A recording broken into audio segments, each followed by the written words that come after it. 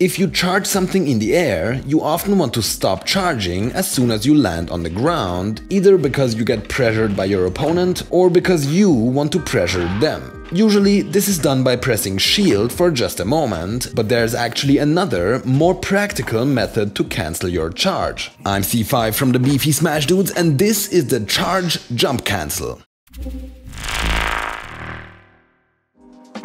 In Smash Ultimate, you can cancel your aerial charge by inputting a double jump. This cancel takes exactly 5 frames. On the 6th frame, the double jump starts. Now, if you land on the ground during those 5 frames, your character will not perform the jump, but still cancel the charge, making your character just stand there. It's a bit precise, but with a little practice, definitely doable. By the way, this works for almost all charges, not just projectiles. If your character performs his aerial jump, you press jump too early. And if they jump after you already landed, you were too late. Obviously, if you don't have your double jump anymore, you can't do it at all. But okay, why should that method be any more practical than just pressing shield on the ground? Well, first of all, in order to cancel the charge that way without pulling out the shield, you have to tap it for a very short time, which can be hard. If you press the shield button for a bit too long, your character will shield right after canceling the charge, which is slow. Using the jump method is easier. You can even hold the jump button if you want. The jump itself will not come out if you timed the press correctly. And secondly, if you cancel the charge with shield and want to jab or tilt right after, you might often get an accidental grab instead. That happens because you press the shield and attack input at the same time. If you use jump instead, that won't happen. But there are also arguments for the shield method. If you cancel your charge by jumping and land on the ground, you will always get a hard landing. In case you don't know, there are 2 types of regular landings a character can have. Soft landings, which occur if you only fall a very short distance, like with short hops, and hard landings, which occur if you land from higher up or fast fall.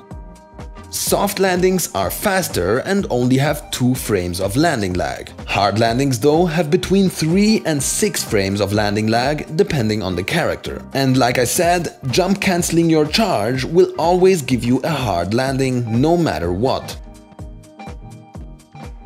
Now, cancelling a charge with shield takes exactly 4 frames. On the 5th frame, the air dodge would start. This always takes 4 frames from the moment you started it, no matter if you land in between, so it is potentially faster than cancelling a charge with jump. That's why I would still recommend that you cancel charges with shield if you plan on shielding or grabbing afterwards. For the grab, simply hold the shield button and press attack or grab right afterwards. Lastly, there are a few exceptions. Of course, there are always exceptions. If you cancel Mewtwo's or Lucario's neutral special with a jump, they work exactly the same as if you cancel them with shield. So no hard landing, but always 4 frames of lag, so no drawback.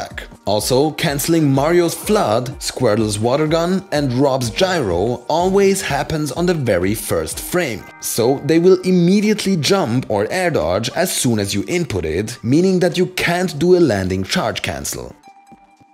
If you want to cancel their charge while landing, you have to wait until you are actually on the ground. The good thing here is that your shield, grab or jump will start on the very first frame. The bad thing is that you can't perform any other move without shielding or jumping first. And finally, Cloud's limit charge always takes 7 frames to cancel in the air, no matter if done with shield, jump or by pressing special again. If cancelled while landing, the shield and special method still takes 7 frames, but if you land while cancelling the charge with jump, Cloud always has 10 total frames of lag. So with Cloud, you should never go for the jump cancel, and it's not relevant for him anyways, since he can always cancel the charge by simply pressing special without buffering an air dodge or shield. This small optimization can simply help you become more consistent, a bit faster and more fluent in your gameplay. Once you start getting used to it and get a feel for the timing, this can become a really practical little tech.